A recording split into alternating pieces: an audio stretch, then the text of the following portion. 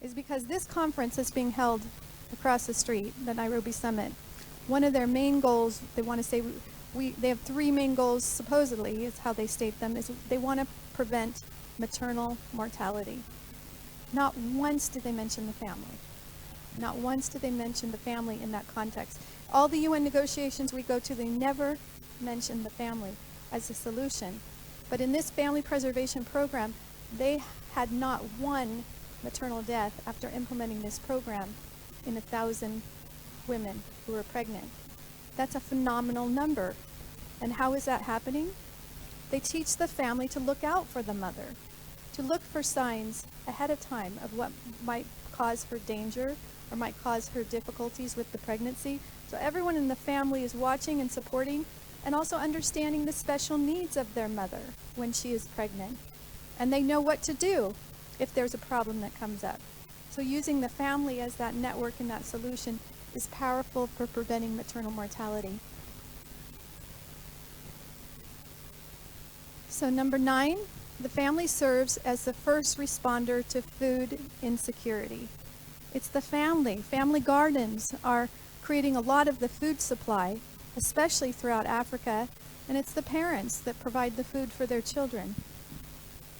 And number 10, this is a picture of a family garden. I'll end with kind of where I started, that the family creates the human capital that drives development.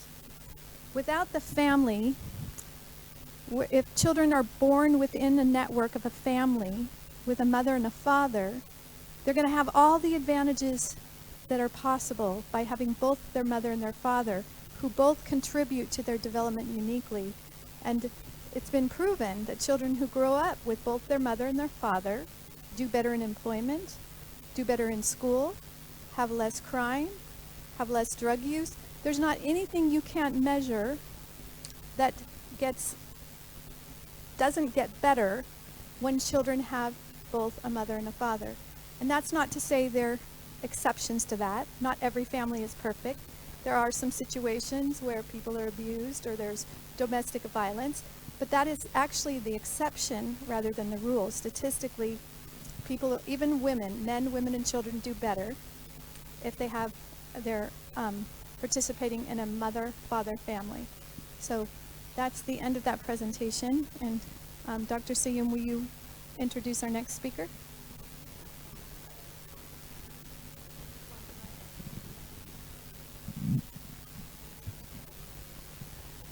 Our next speaker will be Annie Franklin. She will be talking on the family as a protective factor against violence against women and girls. And I now hand over the mic to her.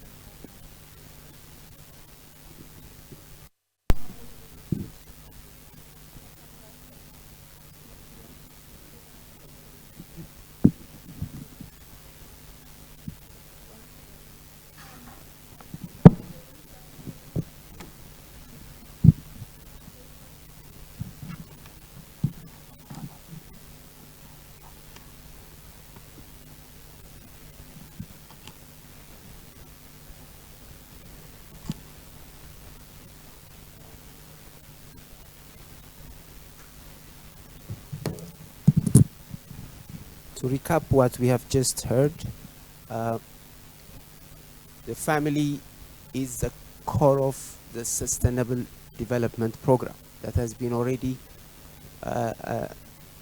approved by the United States.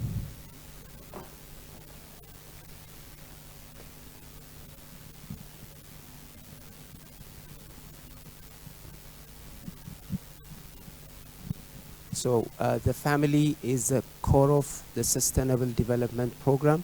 It's already in the documents written properly, but through the years, this has been forgotten. And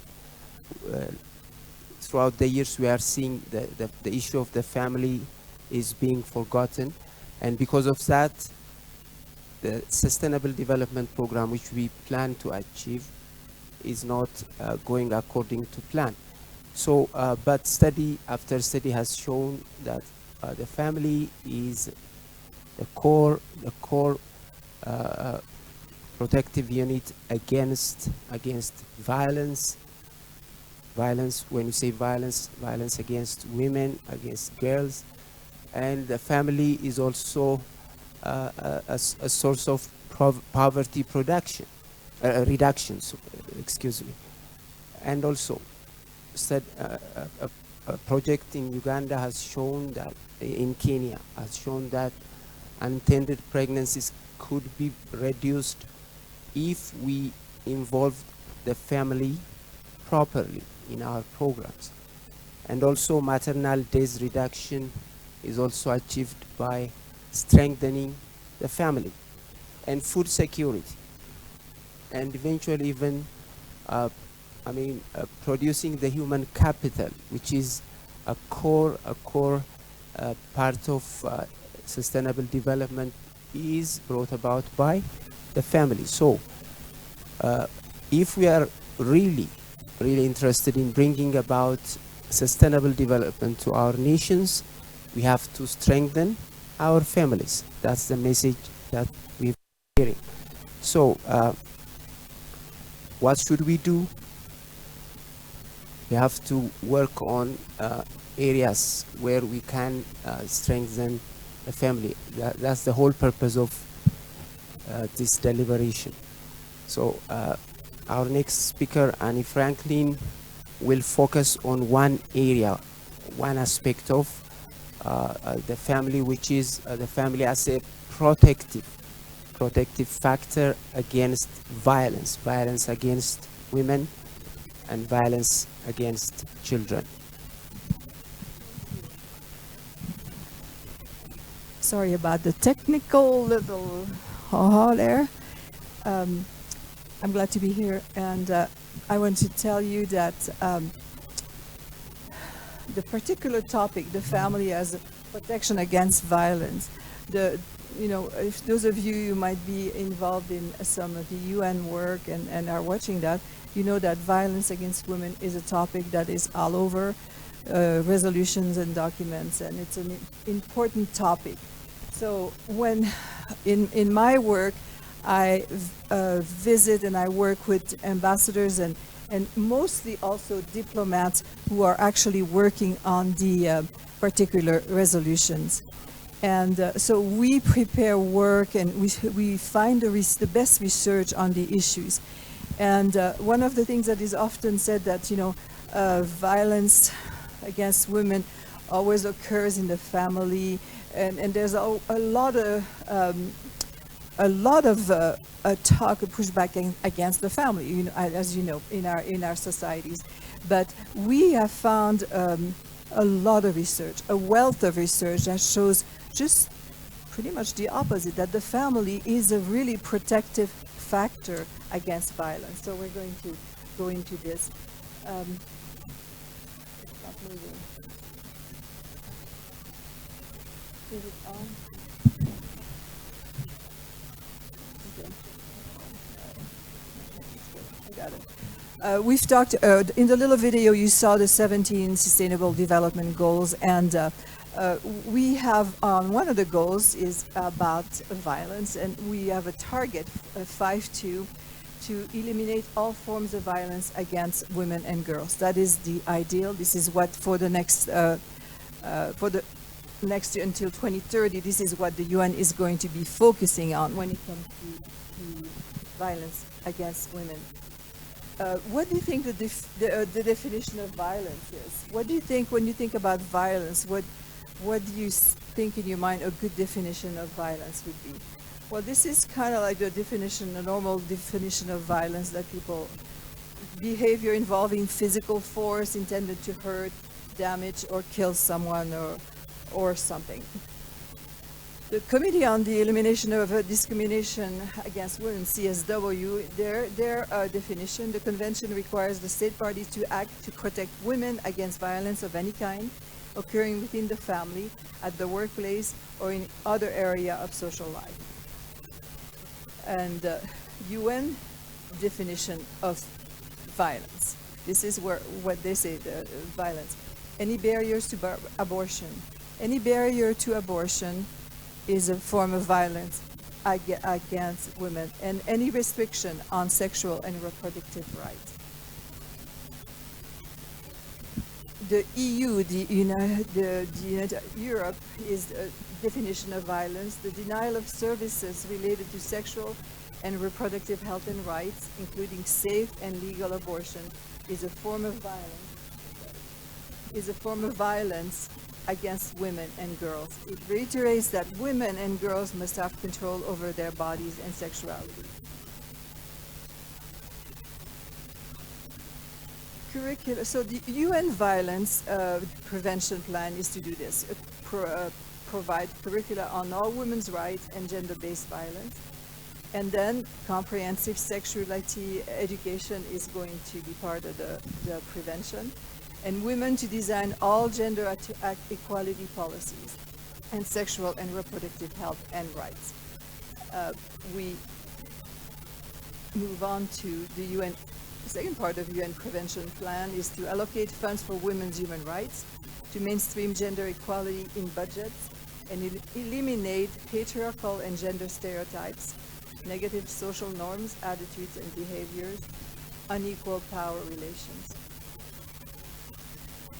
But we position here that the best protector of women and girls are stable families.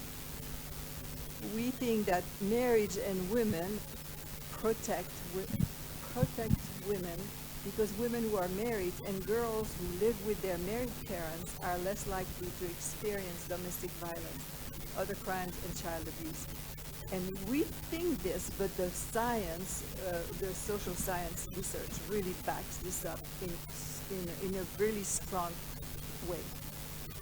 You can look at this graph and see that the lowest abuse to children is in a with married biological parents. This chart demonstrates this. The physical abuse, the sexual abuse, the emotional abuse are all the lowest levels in married children are with their married biological parents. In sub-Saharan Africa, for example, a study shows that children in divorced, dissolved, remarried, or repartnered homes are at least 20% more likely to die before age 5, compared to children in stable two-parent homes. Now, perhaps I should take a little stop here. I know that these are stark numbers, and we know, and I know by experience, that we speak here on a policy, and when the research is done, is to look for the ideal, for the best possible policies to suggest. So I know that there are a lot of families who do not have this particular situation, where two parents, and I know a lot of families have single moms, and they do a great job. But when we talk about policy, we look at the best possible research and the best possible outcomes for all. So, children residing in households with unrelated adults, and there are some of the stark numbers here, were nearly 50 times likely to die of inflicted injuries than children residing with two biological parents. And in the prevention of domestic violence, which is also very often one of the resolutions at the UN, we position that marriage is an important factor. Cohabitation is associated with higher rates of violence, including fatal violence by partners, than marriage. Non-marital cohabitation equals an increase in domestic violence. Cohabitation is a risk factor for intimate partners' violence, even after controlling for socio-demographic characteristics, relationship commitments, quality and constraint, as well as prior experience with violence. Marriage protects the life of women. Our world, marriage seems to be sometimes degraded and something that is not necessarily the obtainable ideal, but we need to think about the fact that women in cohabitating relationship were 9 times more likely to be killed by partners than women by their husbands. Marriage equals less sexual assaults and less crime. The bottom line is that married women are less likely to be raped, less likely to be assaulted or robbed than their unmarried peers. Child abuse soars outside of marriage. That is there's a wealth of studies that demonstrate this. The British data, for example, shows that the rate of serious abuse of children are lowest in the intact married families, 6 times higher for step families, 14 times higher always single mother families, 20 times higher cohabitating biological parents, 30 times higher for mothers cohabitating with boyfriends.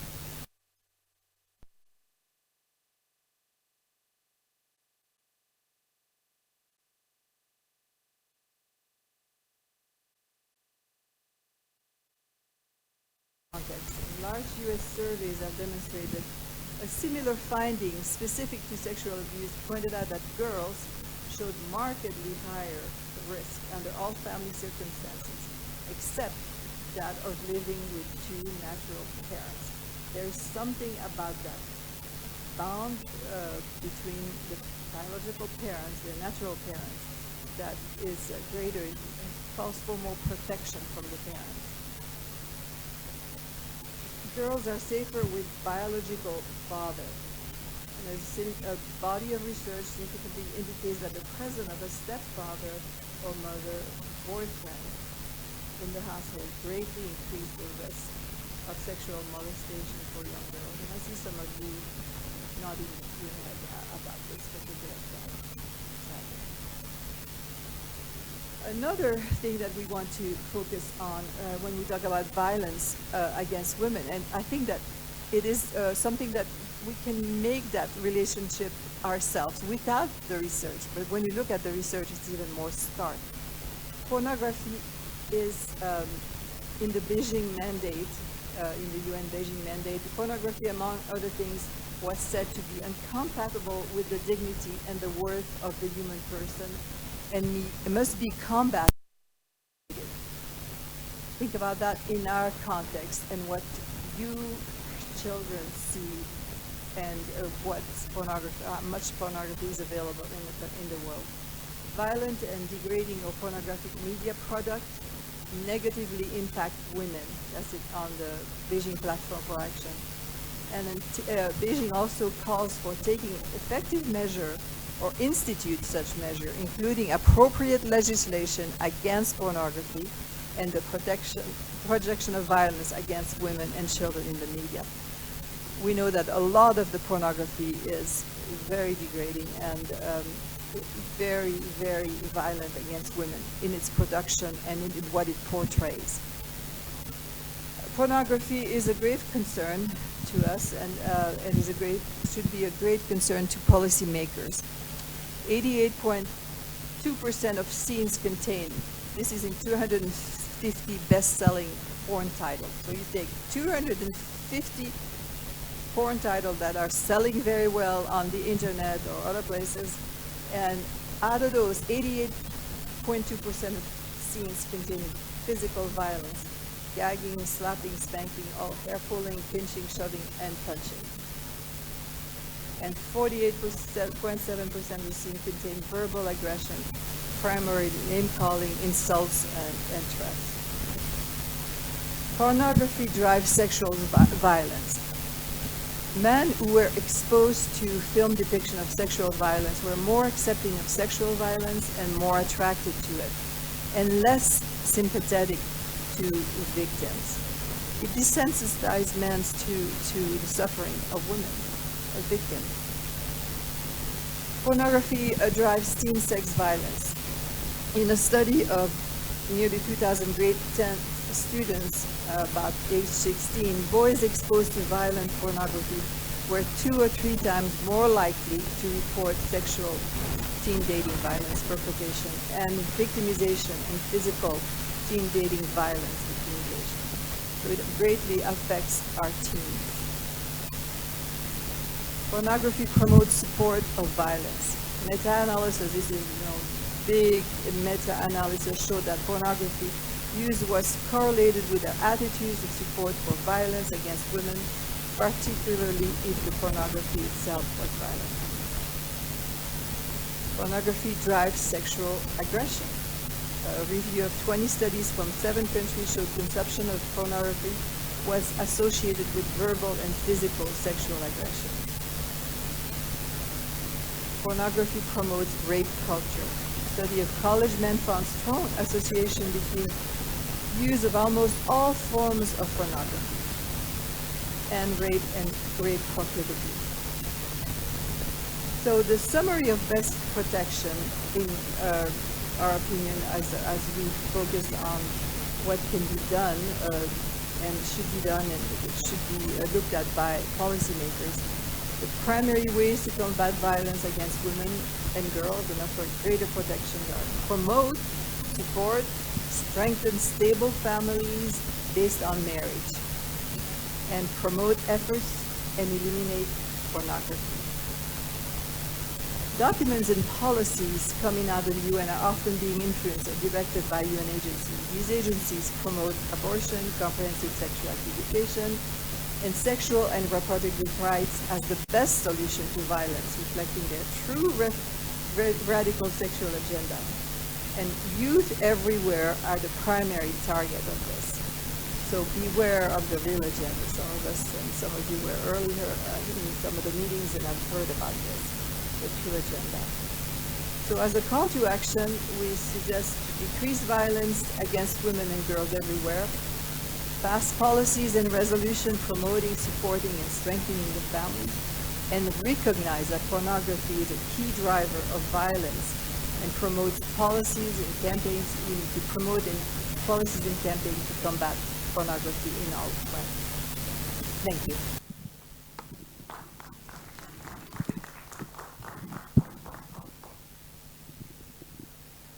Thank you, Annie, for your wonderful presentation. We have seen from her presentation that if we are serious about preventing violence against women and children, we have to work on the family. And that's the right or the best place to safeguard the well-being of our women and girls. And she also highlighted the issue of pornography as a driver for much of the violence we see today amongst the youth and the women and girls as well. So hopefully during the discussion time you'll raise some of your observations as well. Our next speaker is Reverend Catherine Onyudokit. She is coming all the way from Ghana. She heads a ministry called Family Renaissance International, and she will be sharing her experiences regarding that. Thank you, Catherine. Good afternoon, ladies and gentlemen. Is it afternoon yet? In Kenya? Morning. 5 minutes more. Even if it's 1 minute, it's morning. Good morning, ladies and gentlemen. Thank you so much for this opportunity. I don't have any slides because sincerely I came around wanting to just watch what the proceedings, and then subsequently we'll see where we go to from here. But I believe that it will be proper to share a few experiences based on this. Okay, so I am Reverend Catherine Onyudokit. I'm the founding president of Family Renaissance International. Family Renaissance is actually a ministry that God has raised up to restore sanity back to the family for enhanced church and national development. And so we do a lot of training, we do a lot of exposure. We work with children, we work with adolescents, we work with adults, we work with married people, we work with broken and wounded people. We try to bring a blend to all of these different segments of the society in order to enhance family life. because family is the bedrock of the society. So that is what we do. We also provide literature and most other things that will enhance people, because not every other person will come for what we do, but at least reading up what we have documented will go a long way to helping out. Okay, so based on this, I'm going to share probably from the field. Sharon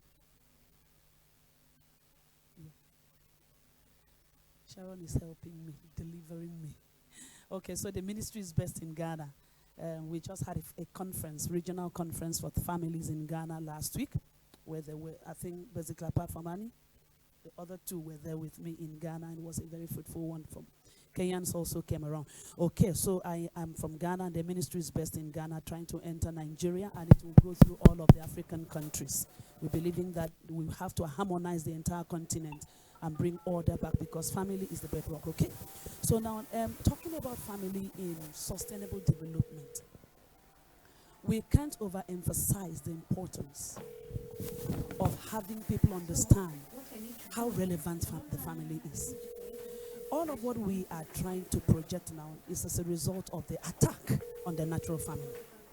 And when the natural family is attacked, it's because the people who are attacking understand that with the natural family working, much of what they are pushing will never stand. And so they use the lapses, they use the openings, they use the failings. And why? How is the natural family failing? The natural family is failing because we are in a generation where people don't place premium any longer in marriage. People believe that marriage is a contract, and for as long as you hold that notion, you're not going to go far. Marriage is not a contract, marriage is a covenant. And covenant is meant to survive whatever it is and not be broken. Contract can be broken. And so when people understand that marriage is a covenant, you realize that development will be easy to push. Okay, because a man who is getting married understands the intricacies of marriage. A woman who is coming into marriage understands the intricacies of marriage. And both parties understand that the children are actually what the enemy wants to hijack. So you cannot have sustainable development without the children being incorporated. And I want to use, probably because I'm a preacher, there is a case study in scriptures for those who are Christians that really, for me, it kind of ices the cake. And that is in Genesis, talking about the family of the descendant of Cain. That scripture says that Cain, the Lamech family in Genesis chapter 4, got married to two women, and the two women produced 4 children. 4 children, there were 3 male and 1 female. And the 3 male were strategic at where they were placed in the society of their time. One of them was into entertainment. The second son was into science and technology. Then there was another one who was into real estate, that's business and economy. If we want sustainable development, we must understand that gates are the thing, is what governs the society. And we have 8 gates, whether it's Africa, whether it's America, whether it's Australia, wherever. You have the gate of education. Sustainable development will never happen if children are not raised intentionally to man that gate, because whoever mans the gate will indoctrinate depending on what they want to push. And you have the gate of science and technology. You have the gate of business and economy. You have the gate of governance, government and leadership. It goes on, there are 8 of them. And so if we want to seriously succeed, like I said at the prayer breakfast, that is good to pick problems. But for me, solutions is the key. Parents have to understand that when they come into marriage, they have to raise their children intentionally to occupy the gate. One of the speakers in Accra during the conference, Professor Bill, came from Australia. And he said something that struck a chord. He said about 40 years ago, the continent of Europe came and America. They decided that to change the culture of the world, they needed to send their children to the best schools. So they went to, Harvard. They went to MIT. They sent them there and they chose. They were specific about the courses they were going to. Most of them went into the media. And the media controls the information that goes out. These people don't have any fear of God. They are bitter against family. And by the time they graduated, the best of brains, they strategize and make sure that they hijack that area. And whatever you are busy putting together, the people who are custodians at that gate will determine the culture that they spread. And so if we want sustainability in the society that we are born into, I believe that we've got back to looking into the family and make sure that abuses take the backseat. Because like I said earlier, and I emphasize again, because I work with people who are abused. An abused person, a person who was abused by the father, not validated by the mother, not, not made to feel he was important or she was important, or was even abused through rape or molestation or any of these things, will never he will hate God with a passion, and he will hate the family. So do we want sustainability? Let us organize, training programs that let married people understand that if you don't protect your children, and they are abused, molested or exposed to whatever dysfunction that may be, they are going to be the people that will project whatever you are thinking you are working against. Because abused people abuse others. Hating people hate others. And so I'm going to probably run down. So we look at the roles of fathers and mothers. We are looking at the roles of wives and fathers and mothers, okay, husbands and wives. And then we move on to knowing that presence is key. I am a mother of 4 adult children. And I realized that my children will let me know, Mommy, we are in this generation. Most of the children on Twitter, Instagram that are parading naked and pushing agendas that are ungodly are children that come from homes where their parent may have given them so much money, but they are not present. They are not available. And so what is money if there is no availability? What is money if there is no presence? So we've got back to training and exposing and bonding and changing the narratives by engaging our children and bringing them to a place that they have a mandate to defend the society they are born into. And that they are not just growing to go to school so that they just make gain employment and raise money. No, they are going there so that they become policy makers today. Because if they are, if they are not policy makers, we are going to sit down here and deliberate on policies that have been passed without our presence. But if our children get in there, they will influence the policies that are passed, and sustainability will be there. Because one, we must understand, if you are not Africans, there is corruption in Africa. The corruption is because most people were raised with the mindset of grab all you can, because opportunity only comes but once. But if in families they are trained to imbibe integrity and have values that are sustainable, when they get into governance, they will not go there to enrich themselves. They will consider the needs of the people they are about to serve. So the narratives have to change. It must drastically change. In Africa most especially. Because you realize that the convergence right now is in Africa, because they believe that we are stock.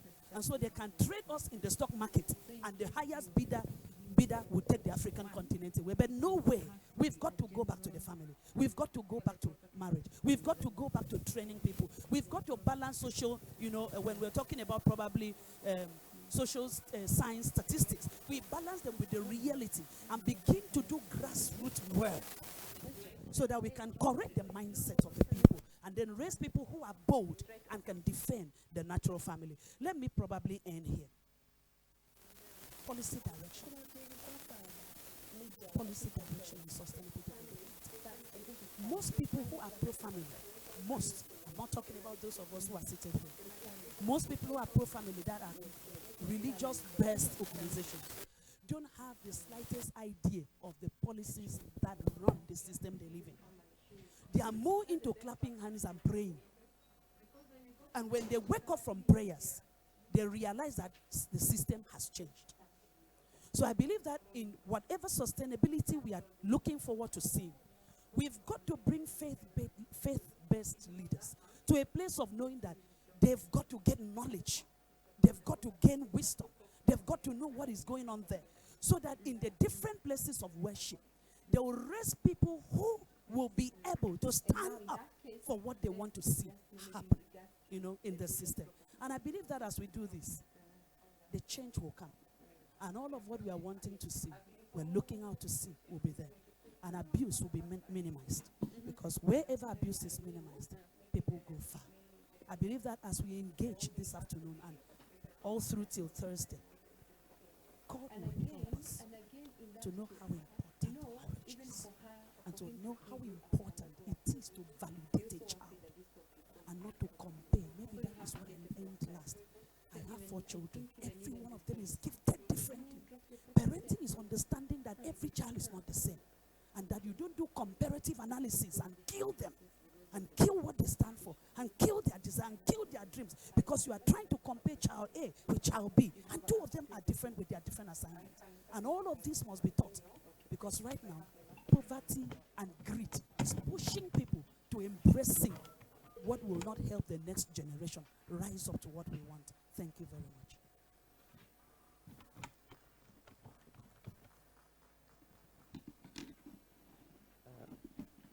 Thank you, Reverend Microphone Kathy, moja nimejua for hivyo this nikajua ni wacha eye-opening presentation. niwasumbue kwanza. Kuna Okay, microphone and, haifanyi? last but not least, we have Hapana, Dr. iko Melissa full, niko nayo Okafor, hapa. Director of iko- African Cultural Heritage Nimeletewa Foundation. haifanyi, She will be talking on safeguarding Mm. the African family, 1A. a continental imperative. Thank you so much, and good afternoon, everyone. Alafu, And do thanks this. for coming, Juzi because venye most of them is a night leaving rank. what you have to do at this time of the day and Everyone coming to listen to us is not something we should take for granted. So thanks I for your think the commitment. commencement date will be with I'm going night to do rank, something which I have never done, and I hope I don't shock my friends. and then I'm actually expiry going to date. kiss. Hiyo nitaiwacha na hiyo. And KISS is an acronym for Keep It Short and Simple. I have some slides to show you, and I have 26 slides at that, but I'm not sure I have the time to do it.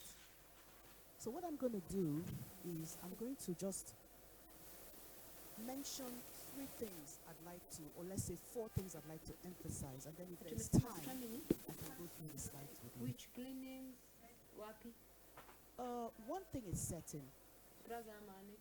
that we are facing a spiritual warfare.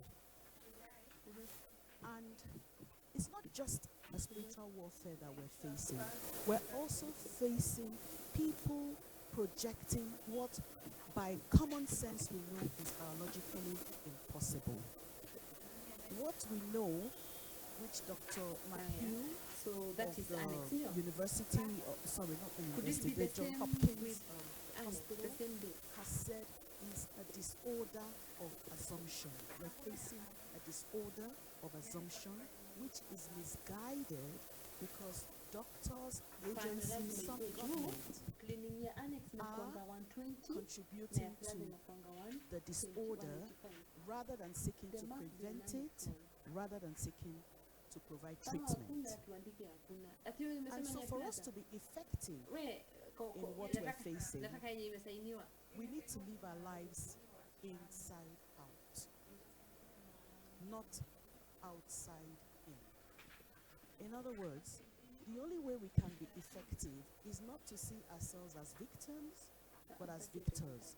Is to understand that we have the image of God. A lot has been said this morning about God being on our side. We have the image of God, and so we have to project our voice, project the way as the light bearers that we are, be truthful, and give life.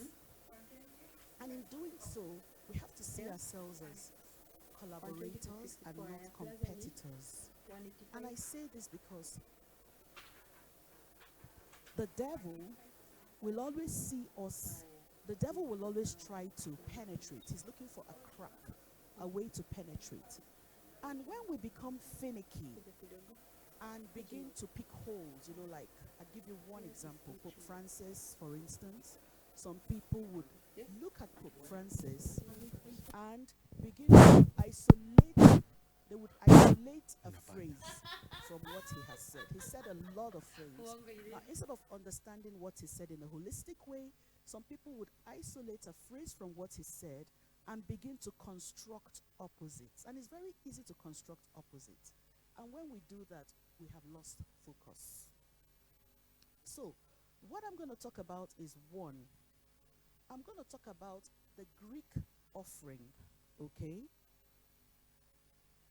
The Greek peace offering and how that correlates with tolerance and the tyranny of relativism. And then I'm going to talk about sexualizing our children, which is only the tip of the iceberg.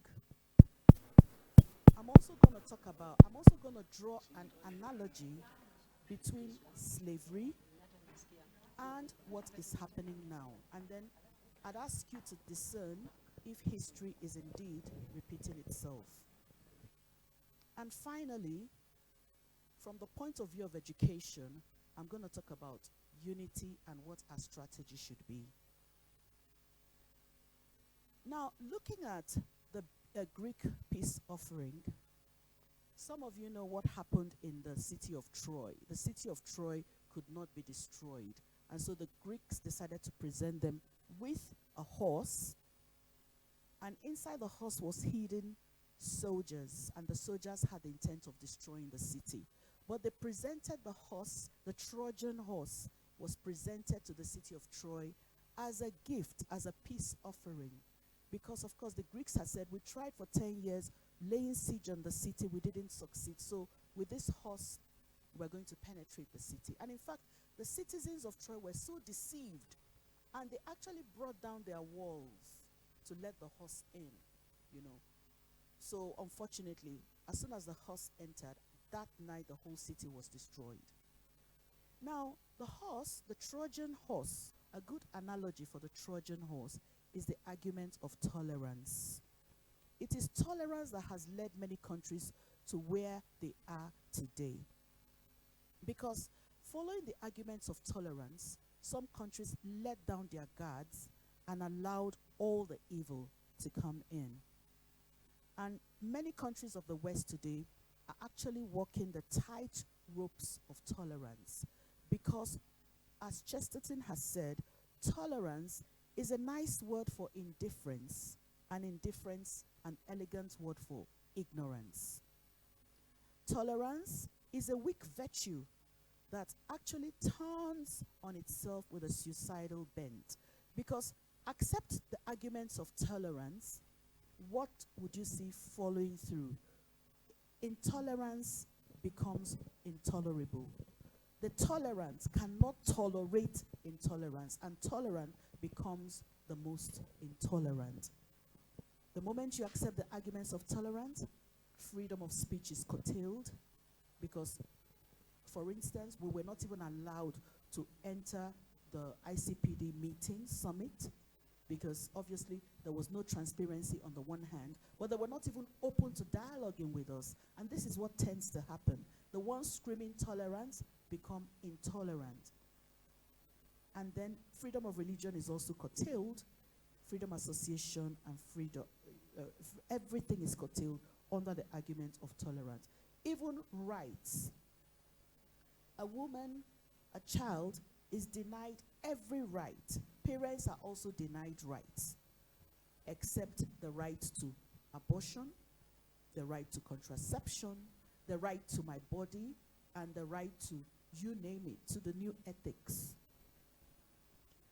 Sexualizing our children is the tip of the iceberg, I call it, because that is what the ulterior motive behind the ICPD conference, because there is a lack of transparency, because they have an ulterior motive, and they don't want us to be part of that discussion.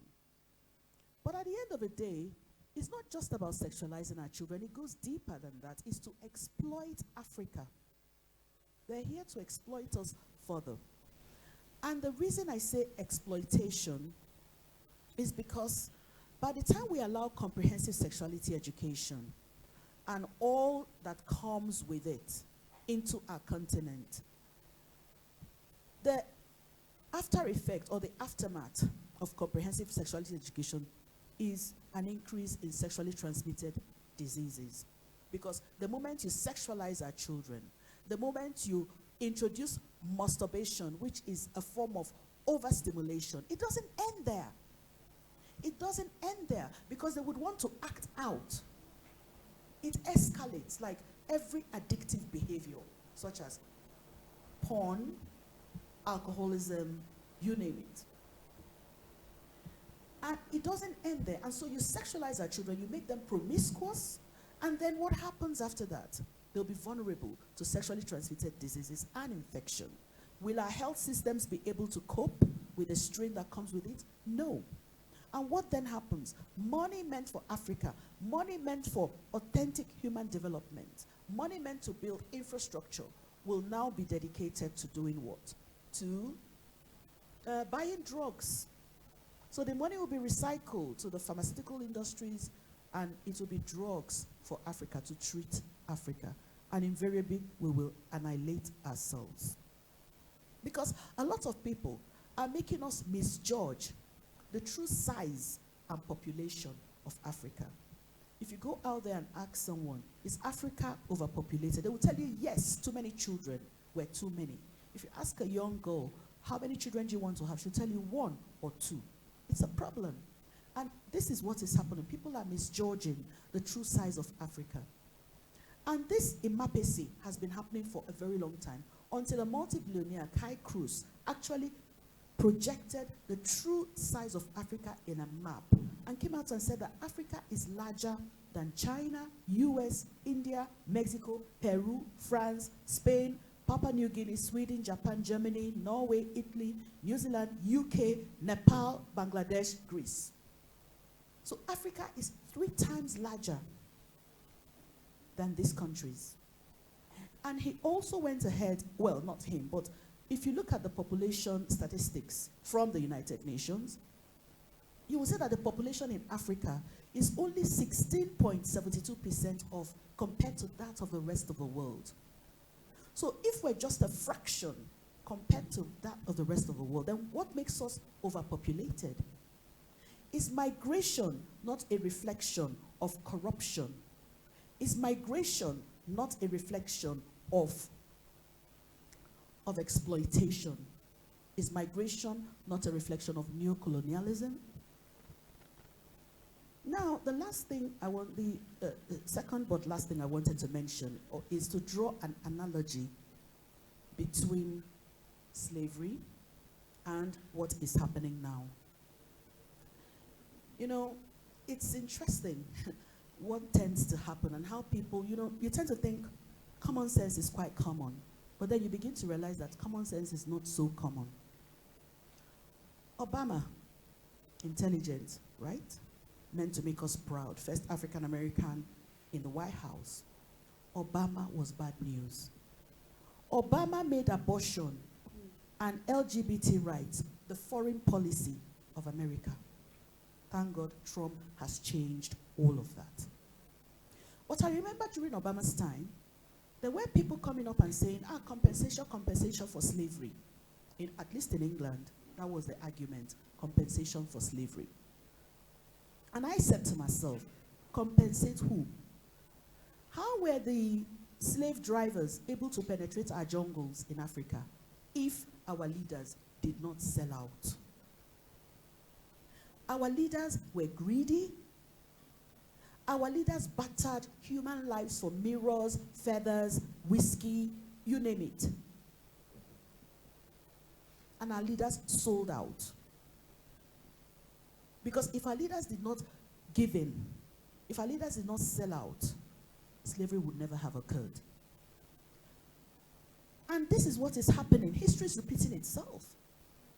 Because some people have been given a lot of money. I see it happen. By the way, I also represent my government at the United Nations. At least I did that twice this year, during the Consultative Status on Women and during the Commission on Population Development. I was Nigerian advisor to the Nigerian mission at the United Nations in New York. And in the past, for about 3 years, I was also representing the Holy See as an expert at the United Nations in New York. So I'm telling you what I experienced firsthand.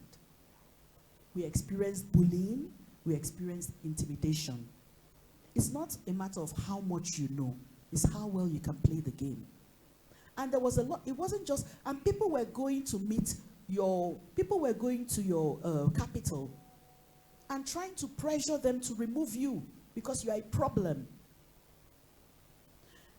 Money was being traded.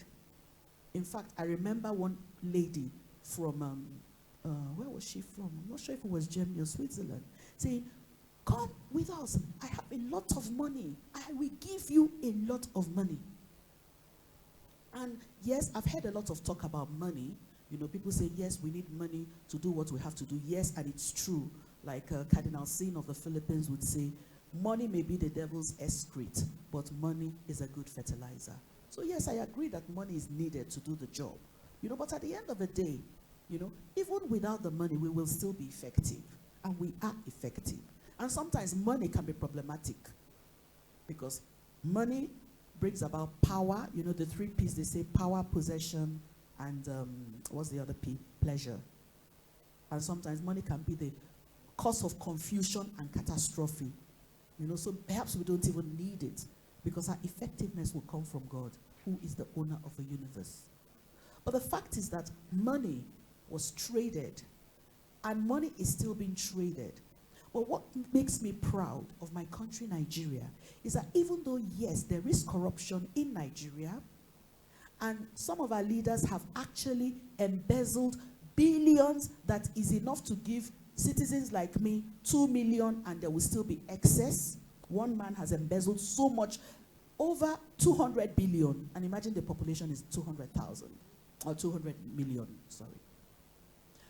But the point I'm making is that despite the corruption in Nigeria, when Obama tried to push LGBT rights as a foreign policy, and Obama and Cameron were telling Nigerians and Africans that if you don't give in, no more foreign aid, we said, go away with your foreign aid. We don't need it. Our government said no. President Goodluck Jonathan said no. President Buhari said no. So, I'm proud of my country, Nigeria. And what did we do? We went ahead and we prohibited same-sex marriage, same-sex activism, and even thinking about same-sex. Because they know that if they do it, the whole country will be, in no time, an epidemic would arise because of what is involved in such union, and even the population will, the country will become depopulated. Okay, I'm told I have 2 minutes. I don't even have one now. I don't even have time to present my slides. But I must say one last thing, which I said I needed to say from the point of view of education, and that is unity. Unity is very, very important. We have to be united. And a lot of talk this morning was about strategy, and people had different suggestions to make. Somebody said we have to be as aggressive as they are. Some said this, some said that. As an educationist, we tell teachers that, you know, pupils are not the same. There is, at least Howard Gardner told us that there's something called multiple intelligences. And as a result of you can have as many as 8 different intelligences. And so a teacher needed to vary her methodology to suit the different learning styles of the pupils, and not just think that she had to teach in one way. Because for some, they have the rhythmical intelligence, the analytical intelligence, the spatial intelligence, and whatever. So as a teacher, vary your style to suit the different intelligences. And that, as a result of multiple intelligence, we also have the principle of differentiation, you know. So when you give people tasks, you need to differentiate by tasks, by this, by that.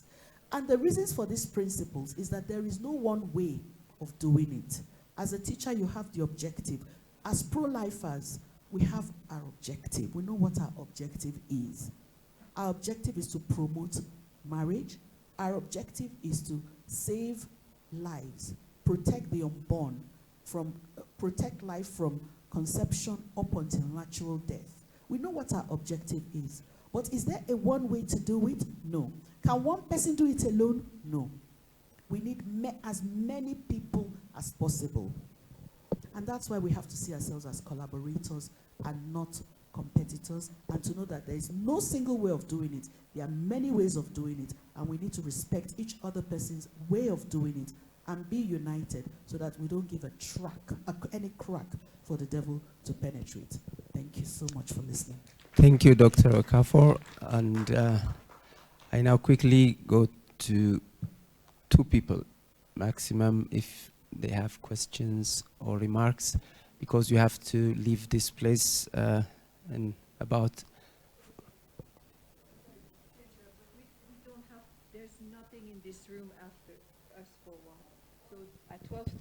people want to leave and you go to liturgy or to lunch, that's fine. But if you want to stay, we'll have a few minutes for questions or to talk to you directly, because we realize we're a little over time here. Sorry. Thank you. So that means we can get some questions, or I will ask all presenters to go to the podium.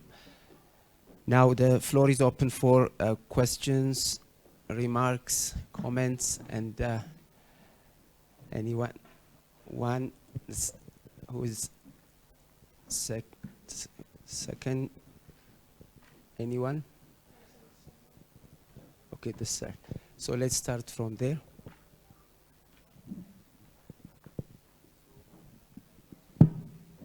My name is Jerry Bere.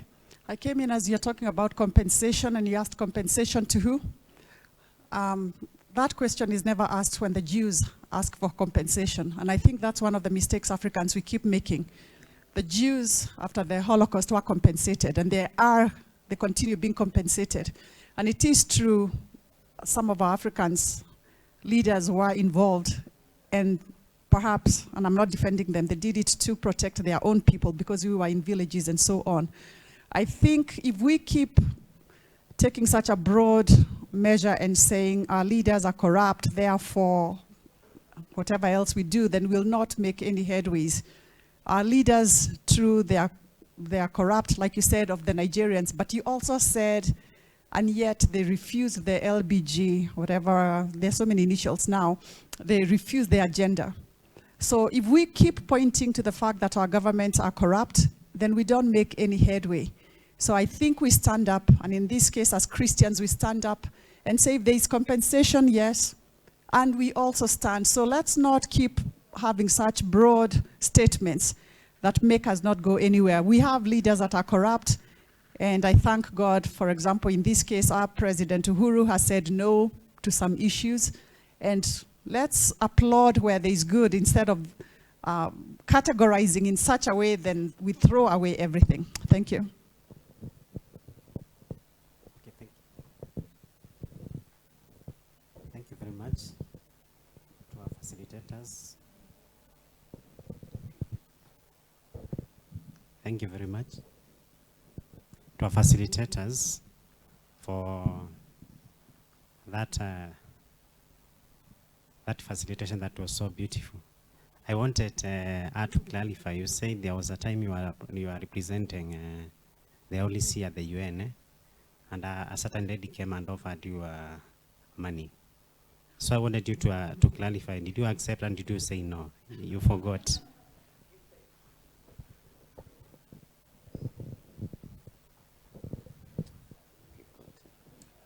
Okay, I have two questions. We are talking about protecting the family. So the family unit is a composition of who? The reason why I'm asking that is because even, I think the second speaker, I'm not sure, or third, gave a lot of emphasis on the girl child. So where is the boy in that family? Is the boy not part of what all these things is going to affect? And so, and even when we go to the youth, again, we extract the girl from inside the youth. So where exactly is for ourselves, upon those who are talking about pro-life, where is our balance and justice to both gender? That's my first question. My second question is, do we have, I like all of your presentations. I like the last presenter here. She was talking about this fight is not going to be won by one or two. And so, do we have a strategy for this game? I mean, after this, what are we taking back home? In Nairobi, we have had so many conferences. Our continent, our countries in Africa particularly, we are very good in formulating policies and writing books and coming to conferences. What is the strategy, way forward, to bring together all the stakeholders that we are talking about that will help us to counteract what we really do not want? Thank you. So it's time for answers.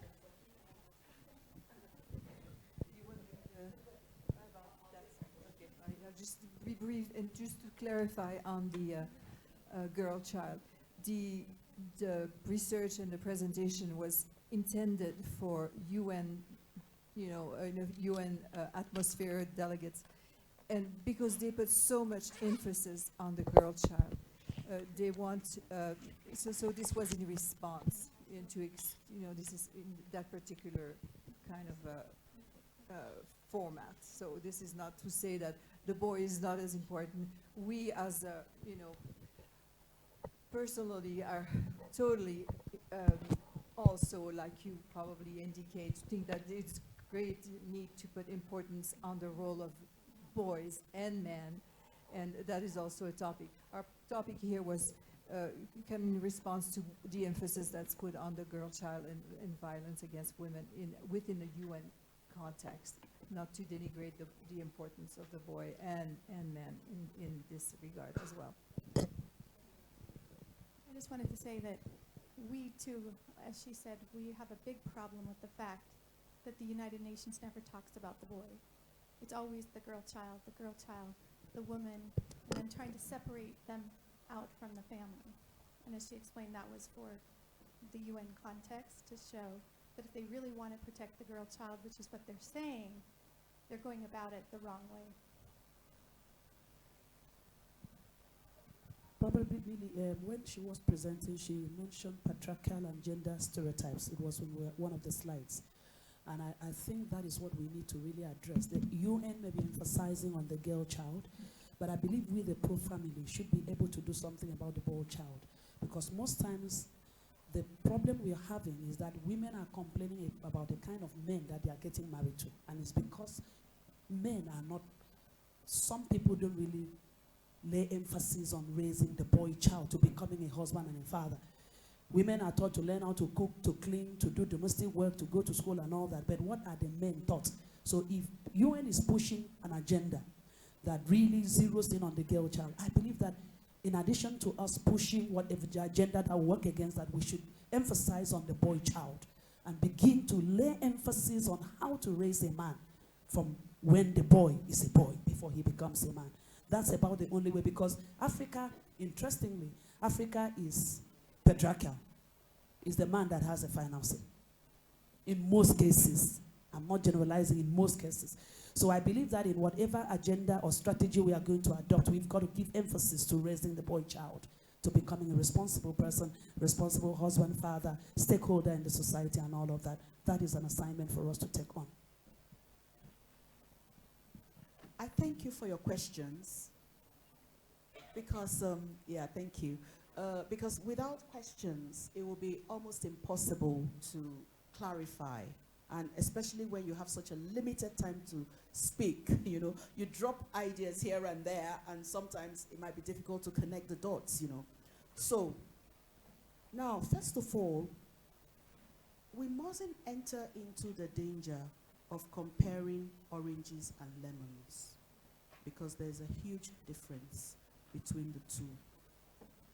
Now, that's number one. I'm just going to drop a few things for you to have a think about them. Number two is we must not concentrate on the effects, but also look at the causes.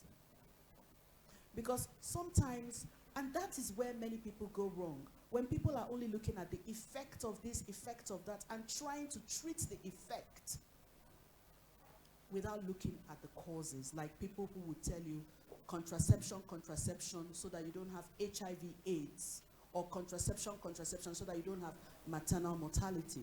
The premise is faulty, number one, and number two, they're not looking at the causes of HIV/AIDS, they're not looking at the causes of maternal mortality. Now, having said that, we can't compare the Holocaust faced by the Jews for no other reason but the fact that they were Jews to anything else and say, I don't think the Jews are complicit when it comes to the Holocaust. Well, maybe you could say, as some people say, well, the Jews killed Jesus, but I'm not so sure. I think we all did, we all did, not just the Jews, So I don't think anyone can simply say that, the Jews were complicit as a result they faced the Holocaust. Okay, we won't go there. But then, when it comes to slavery in Africa, we will be mistaken if we were to say that we were not complicit. Our leaders were complicit. Our leaders were the ones that went into the forest, went into the homes, stole people, kidnapped people, and sold those people onto slavery in exchange for gunpowder, whiskey, and mirrors.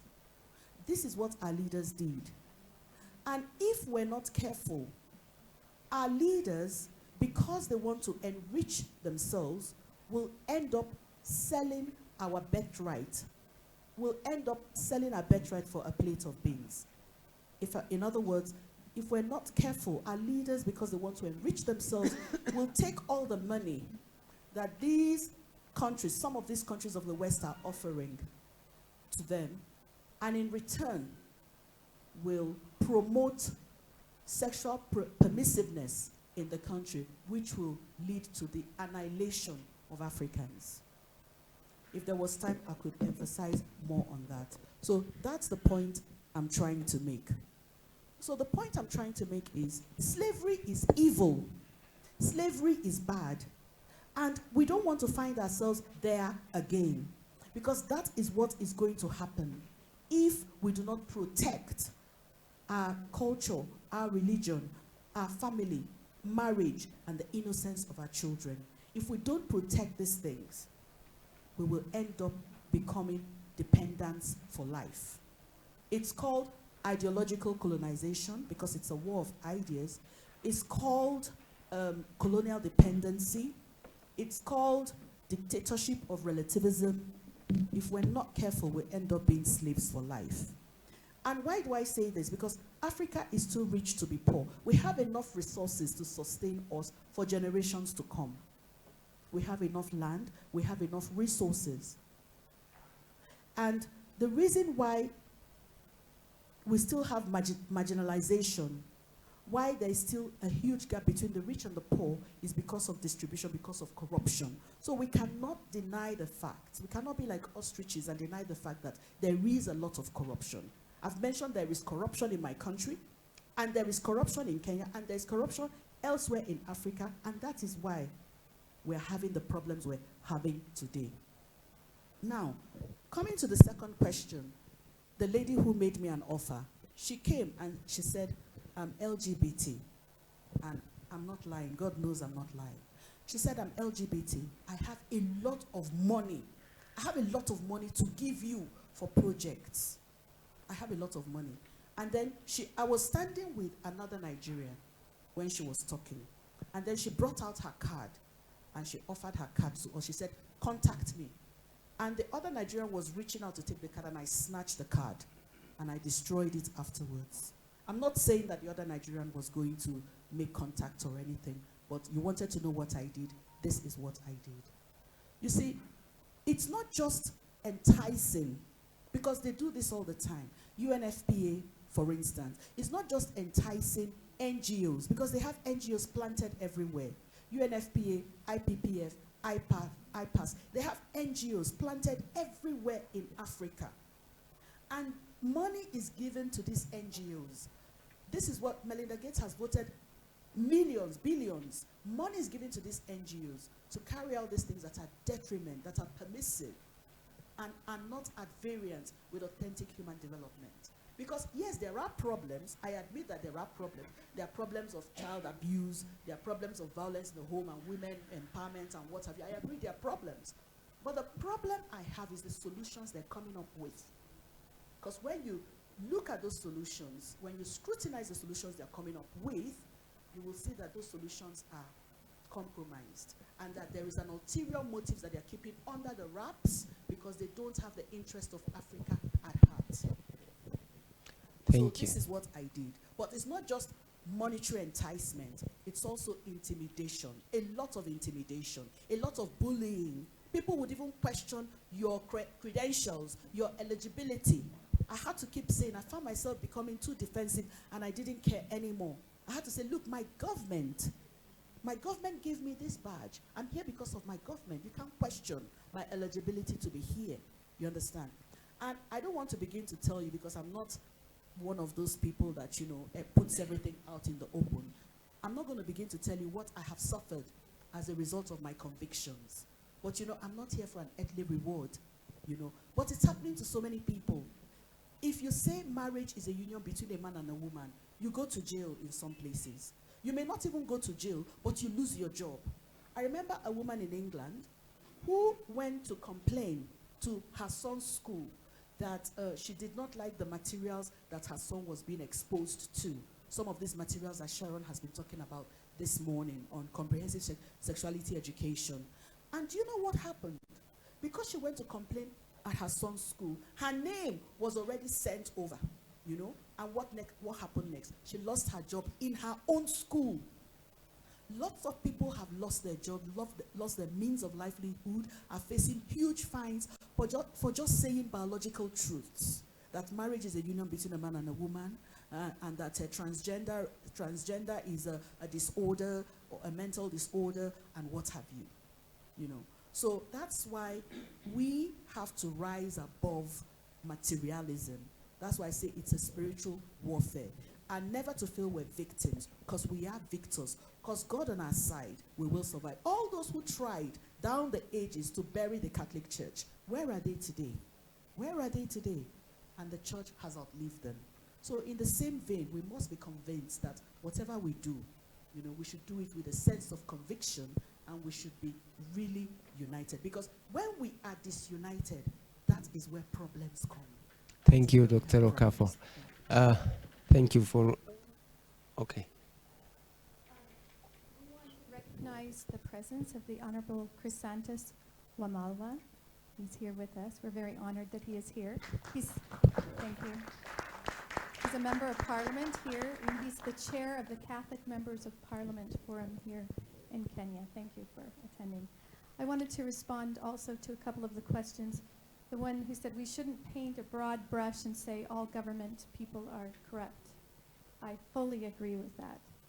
In fact, I have been honored over the last 20 years as I've worked at the United Nations, most specifically with the African Voting Bloc, with ambassadors and those negotiating, to see the finest, people of the finest character that are fighting day in and day out, risking their job, being bullied, being blackmailed.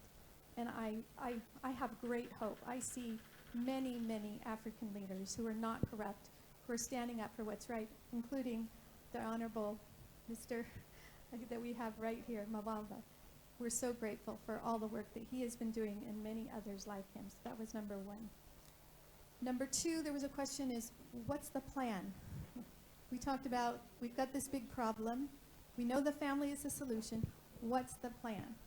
I want to let you know, first of all, that the last session of this whole conference in the main lecture hall, I think it's at 4 o'clock, we're going to have a session where we're going to come out with a document, an outcome document for this conference, which will talk about our plan.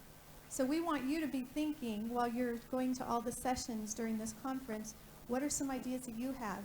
And looking forward, and bring them to Kenyan Christian professionals, or those of us, anybody who's presenting has contact with the organizers of this conference. If you have ideas, we want to hear them, and we'll look at launching that plan and an outcome document at the end of this conference. The second thing I wanted to tell you is Family Watch has a plan that we've been implementing, and we want to invite you to join it. To my right is Miss Annie Franklin, and she is the spokesperson for the UN Family Rights Caucus, and I'm the chair. And this is a caucus that was developed to help involve NGOs and individuals across the world to be a voice at the international level, because the UN policies are developed there and then they're pushed onto your countries, so you all need to have a voice in them. And we invite you all to come be a member. You can go to the website. It's familyrightscaucus.org. Again, that's familyrightscaucus.org. You can join online, and you can start getting information about what's happening, invitations to come to UN conferences, to lobby. And we're now focusing, and I don't know if Dr. Seyum, did you introduce yourself in your position and who you were? Can you please introduce yourself more? You better do it. Okay, so we are very honored to announce that we've appointed Dr. Seyum Antonius as our Director for Africa for Family Watch International. He is based in Addis Ababa in the African Union. He's Ethiopian. And we need help at the African Union because we've been working for a long time at the United Nations, and a lot of education has been done, and many countries now understand the agendas and the hidden words. So now, Planned Parenthood, the UN agencies, they're all focusing on the African Union. And we're going to have a session about that that Dr. Seyum will be giving. If you look at the schedule, it's about how the African Union is being infiltrated by IPPF and the United Nations agencies to insert these agendas that are harmful to family and harmful to life. So we also want to equip you with our best tool that we have, our Family Defense Handbook. So there's been a petition passed out to stand for the family. We'd like you to join with us by signing that petition if you already haven't. And if you write your email very clearly, we'll send you an electronic copy, so at least you have the information and the talking points that will help you with a lot of the issues that we have presented today and those that we'll continue to present throughout this conference.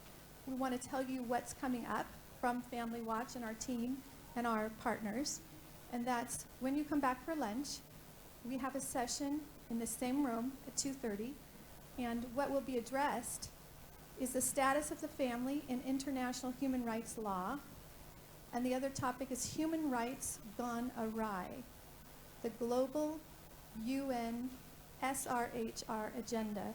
And we're going to be revealing evidence about these agendas, and then later on this evening at 4 in this same room, we have another session where we'll be talking about the ICPD25 Nairobi Summit Conference, all the hidden agendas, what the UN agencies are trying to accomplish on abortion, sexualizing children, and these agendas that are very much contrary to African culture and most of the religions throughout the whole world, in fact. And we hope that you will come to those and some of the other ones. Tomorrow, we start off again in this room, and that's the one that Dr. Seyum will give. The name of it is How IPPF and UNFPA Are Shaping African Union Policies in Abortion, CSE, and Sexual Rights. Then, the next session will be in this room again at 11 o'clock. We're going to be showing a film. It's called Cultural Imperialism, the Sexual Rights Agenda. And it'll show what the UN agencies are doing in living color in film with testimonies from people. But it will also show how they're manipulating the AIDS pandemic to push their agenda as all of this. And then Dr. Seyum will be giving a presentation on HIV/AIDS policies. What are the truths about condoms and the effective use of those and so forth and so on, especially in the context of HIV/AIDS. Then we have a very important meeting. This will be after lunch tomorrow at 2:30. It's a high-level intergovernmental panel. We will have high-level government people coming from various countries, including, I believe, the head of delegation from the United States to the Nairobi Summit, the Secretary of Families for Brazil, the Secretary of Families, I can't remember which country, possibly from Hungary. We have the Honorable Member of Parliament who will be speaking, and we have Senegal, various countries. We're still adding more countries that will be giving statements with regard to the Nairobi Summit and what their country's policies are doing to promote life. Then we have, and that's in the lecture hall. That will not be in this room. And that's, you can find that by asking some of the people where to go. Then at 2:30 tomorrow, no, that was the 2:30. Okay. Then the last session we have is we have our most popular documentary at 4 o'clock, and that will be in the lecture hall, the same hall where the intergovernmental panel will be. We'll be showing the War on Children, the Comprehensive Sexuality Education Agenda, which will show what's in all the countries, what the UN agencies are trying to teach children. And Dr. Seyum will give a presentation on what's on the ground in Africa, how they've infiltrated what's in the curriculum in various African countries. And Miss Annie Franklin will be giving a very important presentation. We'd like to give you a preview of that. There's a new study that's going to be published in a peer-reviewed journal. It's called Re-Examining the Evidence of Comprehensive Sexuality Education in the Schools. The UN agencies all say, comprehensive sexuality education prevents STDs, prevents HIV/AIDS, will solve domestic abuse and violence against women, and will lift everybody up. It's going to solve every world problem. Well, this study that is going to be published, the publishers just let us know we could make copies of it in advance only for this conference. Normally you have to buy it in the journal. And it's not even published yet, and we have it, and they said we could distribute it. It will show that the studies that the UN is using to make those claims show the opposite.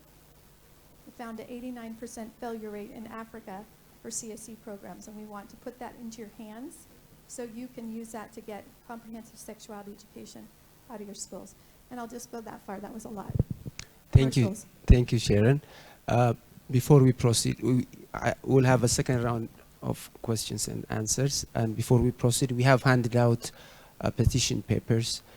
Hopefully, all of you have gotten one copy. So please fill them out properly. We need your name written out properly. I mean, we want it to be readable, legible, and please do that and write your email addresses, and so that we may get them down into our process and then get back to you as soon as possible with an electronic copy of the book which Sharon showed us earlier. And that's a very powerful document that you'll be getting, but you have to wait a couple of weeks to get that because it has to go into our computer, get processed, and then we'll get back to you. Oh, okay. Oh, that's great news. Thank you, Bernadette, for doing that great job. Yeah, she needs a, yeah.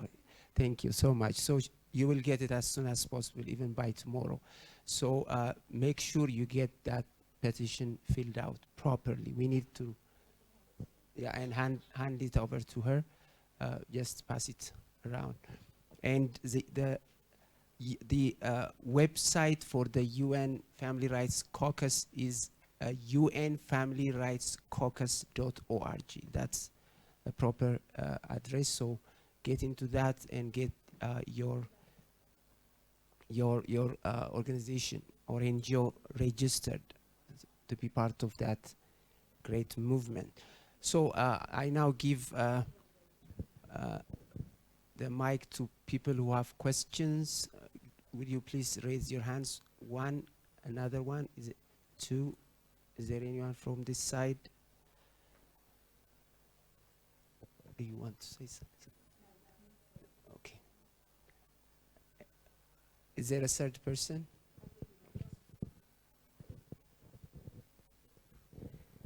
Thank you. My question is directed to Dr. Teresa. I agree with you that this is a spiritual warfare. No question. Spiritual warfare. It's a spiritual war. However, I don't see the church taking the leading role into this. They are invisible. They are letting the politicians take over, and notwithstanding, or historically, it has been the late who has been driving this effort all along, beginning Joan of Arc. But at the same time, there seems to be the roles between the clergy and the late. It's still you kind of, your hands are tight as a late. They don't allow you to go ahead. I think the church can use their pulpit, their homilies on Sundays, to create awareness to the people, the parishioners, the people who are there. In Kenya, I think it was done out in 1992 when we are getting to democracy. The church plays such a big role that every parish, every priest integrated those democracy principles into their homily, and people heard. When the church speaks, the Christian take it. But somehow, I'm afraid it seems like the church is also now praying to politics. Thank you. And not allowing the laity to play their role.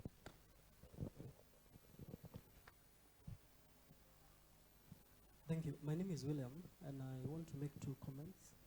One is what she alluded to, that the church leadership, all right, the church leadership seems to be really at the forefront, but the laity is missing.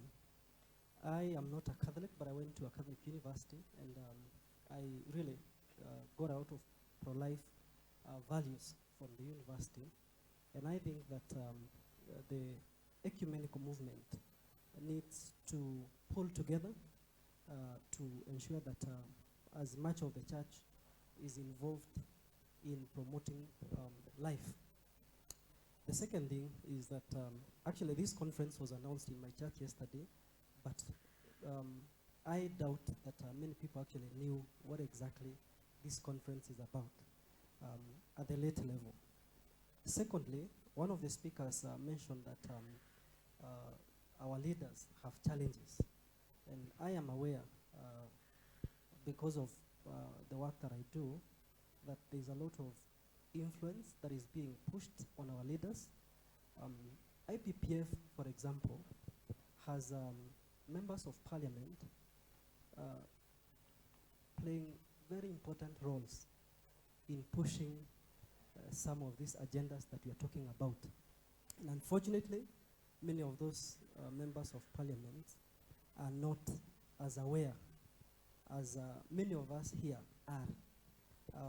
I know of conferences that have been hosted in this city, in Addis, and across the continent, bringing together influential members of parliament, legislators, and even government representatives, and being induced to make sure that those policies that our speakers are talking about are adopted at the government levels, but also implemented. So I think there needs to be much more awareness, even at the parliaments, and I'm glad to see Honorable Chris here. I think your fellow members of parliament across the continent need to be sensitized on the issues that we are struggling with. My final comment, most of us are aware that there is also a lot of literature that is being pushed to our children. A few weeks ago, some of us who are on social media, you saw publisher being called out for a book that was not age appropriate, that was already in our schools. If you are not aware, you can go and research. It was already being studied by pupils of class 4 with very, very bad content. So this is the reality of our time. And we need to rise up to the challenge, first by being aware, but also actively participating in promoting life across all the sectors that we are working in. Thank you.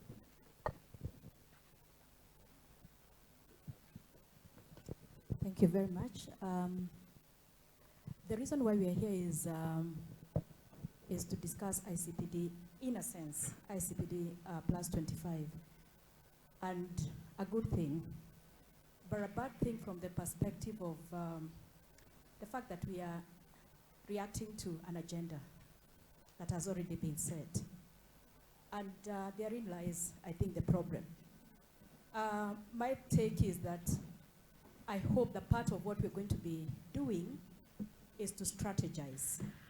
For those who are pro-life, pro-family, that really we should be spending a lot of time strategizing.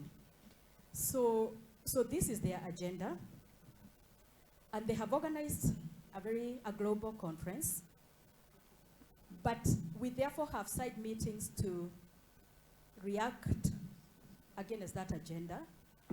And I think the critical thing is, when do we get down to strategy? To say that, just like our brother has said, that this is what we want to see happen in our nations from a pro-life, pro-family perspective. And we come up with our own curriculum if we have to, you know? So there is comprehensive sexuality education. And we will not be asking about the alternative, because the alternative presupposes that somebody already has done something. So we are coming up with an alternative. But we are saying this is what we want to push from a very, very, very strategic point of view. So this is a good thing, but not a good thing in the sense that, in a sense, there is a reaction. And we do hope that our members of parliament can allow that these conversations happen from the top level. But we also know that there are many decisions and policy that is done at the boardroom level that does not get to the grassroots. And I think that's what our brother is talking about. At what point then do we seriously engage the grassroots to the extent that we are all together? It's crazy, because this message was also given in our church yesterday, and our church is, in a sense, an elite church, if you like. But the people seated next were asking, what is this about? You know, I could not believe that in my aerobics class, which is also, in a sense, an elite group, people don't even know what this ICPD is about. And that's very sad indeed, because then an agenda is being pushed through our throat, and we have absolutely no idea. So the issue of education, the issue of creation of awareness, the issue of strategy, the issue of curricula that carries the day, you know, and that we have proactively and creatively and innovatively thought about. I think that's what's on the table. So beyond this conference, what's going to happen? Are we going to wait for the next conference and then again come and say, no, we are against this agenda? But what happens, what should have happened actually between Cairo, you know, ICPD Cairo, and now should really be helping us to say, this is where we have come up to, and then we move it forward. So we cannot afford. We just cannot afford to be reactionary. Our children are, you know, the lives of our children are at stake. The lives of our nations at stake. I think that needs to make us angry enough and say, hey, let's do some hard work. Just like some people are doing some really, really hard work to completely go against what we believe in and values of God's kingdom. Last comment. Oh, good afternoon, everyone. My comment is more or less on what you said. I'm also pro-life. But again, I'm looking at maybe ahead on the decisions that are going to be made, the repercussions on the decisions that are going to be made out of that conference. And again, it is more of strategy. I want to contextualize this in our country, Kenya. And I was trying to debate in myself about the options and looking at the systems that we are having in place, about issues of choices. And I was looking at issues of choices in terms of even family planning. I walk into a health facility, and as Nancy, I will want I want a coil. And they will tell me, we don't have that, can you pick a depot? Whose choice is that? Do we have the systems? Do we have the facilities? I'm looking at issues of even another strategy that we can pick maybe on a later on working on, maybe if it happens, we can say that our children are not having sex. The sexuality education, how many children can access that? And at what level are we starting it? We cannot only do this in schools. We need to have our parenting, our parents well conversed, well knowledgeable about issues of sexuality. So this one starts from home as it also goes in schools. Because we are not going to leave teachers with all this, plus the other curriculums that they've been given by the Ministry of Education and other departments. we need to ensure that our parents, how many parents are aware that there is a certain conference that is happening that is going to make decisions over their children? Very few people are aware. Like my sister has talked about, even the elite people, the people who read newspapers, are not aware. I was looking at issues of adoption as a way of another way of supporting this, because you know things that happen. At times a parent comes to you and tell you, my child is pregnant and is pregnant with my husband's, is my husband who's made my child pregnant. What do I do? Are we able to work on issues of adoption? And I was looking at Kenya and I was like, the adoption process, even for me who has read them about adoption process, how long does it take? Adoption is only left for the elite. Adoption, the policies are irresponsive. So we need to go back and strategize and have responsive policies to counteract issues of choices, issues of the systems to work in place. I was looking at the times that there was a documentary about a lady in Turkana that wanted some family planning and the husband said, no, whose choice is that? We need to look into those things. I was looking at the days that the nurses and the service providers are on strike. How many women were pregnant? Do you think we have the muscle to go and say now we are able to make choices? Those are some of the questions we need to ask ourselves, especially in Kenya. I don't know how it works in other countries, but do we have a muscle to say we can go full-blown choices? Or are we driving people to the quack doctors, to their Kinamugo Wairimus, so that they keep on doing the thing and have more deaths? So we need to have questions that as tomorrow we are going to present ourselves there, for those who will be there, we see what is it that we are going to do to present on the table to ensure that we are pro-life.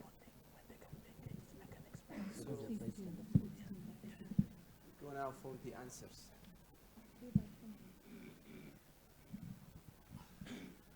Yeah, thank you very much. My name's Honorable Chris Wamalwa. I'm a member of Parliament of Kiminini constituency in Rift Valley. I'm also the chairman of the Catholic Members of Parliament. I didn't want to speak today because I'm scheduled to speak tomorrow. But from the presenters, they've raised some questions which touch on legislature, which I thought maybe I should be able to respond. Now, I want to thank you for your comments. And one asks how you can be engaged in terms of policies of this country. You know, in our country, we have a constitution. The constitution is the super law. Kenya can be party of so many treaties outside there. But those treaties can be on paper. It can only have the force of law if it's been ratified by the national parliament. And that is in our own constitution. And before it is ratified, when you look at Article 118 of the Constitution, it involves Kenyans, people, in legislation. It is actually compulsory. Before any law passes, when it comes to second reading, it's supposed to go through public participation. The relevant committee is supposed to involve the church. It's supposed to involve the academia. It's supposed to involve the civil society. It's supposed to involve the members of public. In this country, we've not been having that law. We have it in the constitution, but it's not been operationalized. And I've come up with a law that is going to operationalize that Article 118 of the constitution. That is, it's called the Public Participation Act. It's a bill right now. And this has been abused. Even when you go to counties, you find governors come up with some decisions or some projects, but they don't involve public participation. What they do, they'll just call the like-minded people or some of their supporters, put them in a corner, buy them a soda, and they sign. They don't even know the implication. So this is something that has been lacking in our legislative framework. And one mentioned about publicity about this program. I was in my village. I was asking some priests. They're not aware about the ICPD. And I'm happy to note that Your Lordship, Bishop Rotich, were here. Bishop Rotich, the Catholic Church is controlled by the Kenya Conference of Catholic Bishops, and somebody who is very knowledgeable. Maybe it's reaching the highest time. The decision out there, they must cascade it down. Yes. The priests in the village, you go there, some are not actually aware about what is happening. Even we have seen some people in parliament, some legislators, they don't know what is happening. They don't know at all. So maybe the level, I don't know, sensitization is very, very important. Last week, when this conference was proposed, and I'm sure maybe His Excellency the President might not be very much aware of the nitty-gritties. As the chairman, I had to make an appointment with the cabinet secretary in charge of foreign affairs, but she was dodging me. So we met in Aroke in Mass, and she told me, fine, we are 3 people from the government. We are the CS Foreign Affairs, CS Health, and CS Treasury. So she was leaving, and she requested me to talk to the CS Treasury. So we had an appointment. So when we met, we want to understand the position of our country on those 12 items. They were just dodging around. And we told them, we will not allow this to happen if you're not going to tell us the country position.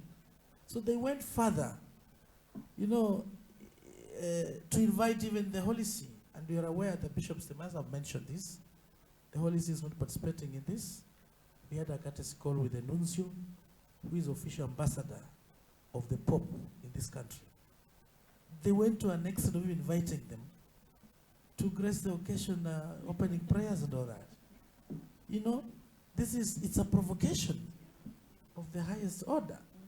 So they went further to write to Parliament that because parliamentarians will come, heads of state will come, has been a practice. When I've gone to Colombia last time with Sharon and Rodriguez, of course we used the assembly.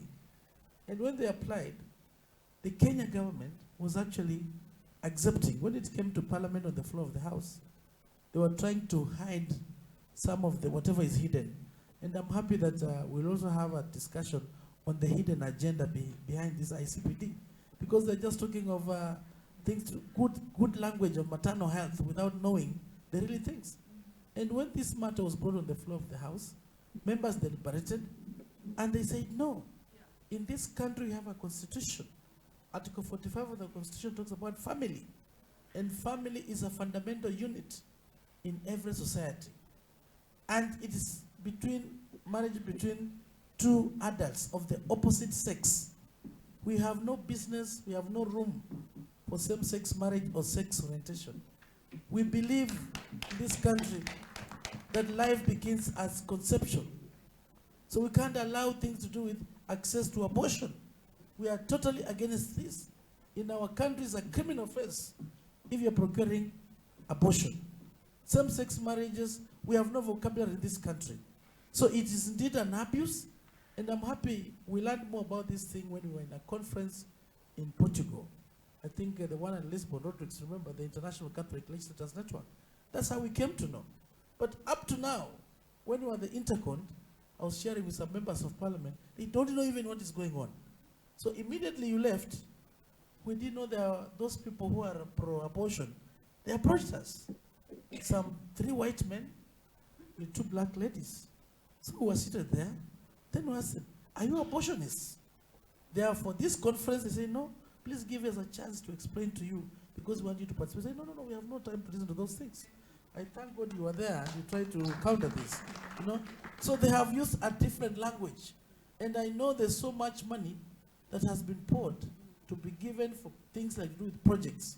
But we are pro-life, we stand by pro-life, and in this country, there's no any other body that can do legislation. It's only Parliament. And as Parliament, we've decided, and we've not allowed them, they'll not even step there. As a matter of fact, we wanted an extent of even such forums. We can have them in Parliament, so that our Parliament, you know, that is pro-life. But the agenda, we rejected. So it's not going to happen. So for the members of the public, you need to understand there's a law on public participation. I think it's Article 118 of the Constitution. So if any law has passed and public participation has not happened or whatever, one or another, you can go to court and challenge that law. And in this country, our courts have nullified so many of the things which have not gone through public participation. It's important, whatever policy it is, you must go through public participation. It must be advertised in some of our leading media houses. But that's not happening. So as we move on, we also need to do public civic education so that our members of the public can be aware that it's a right we must do public participation. The church is listened to, and you want the church also to take the front line.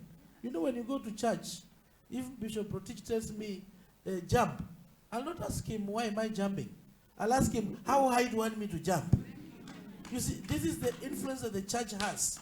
So it is important that we must see them on the front line. It is good they gave out their statement yesterday, but I'm told in the Catholic University yesterday during Mass, there was no bishop who was there. But I know Bishop Protich was somewhere, and I'm happy to know, Your Lordship, that you are here. You give us the strength, the comfort to know that the church, maybe they see you, maybe they've not seen Bishop Protich, you've seen, yeah, he's there, yeah. So it also gives us the energy to show that the church is with us. I thank you.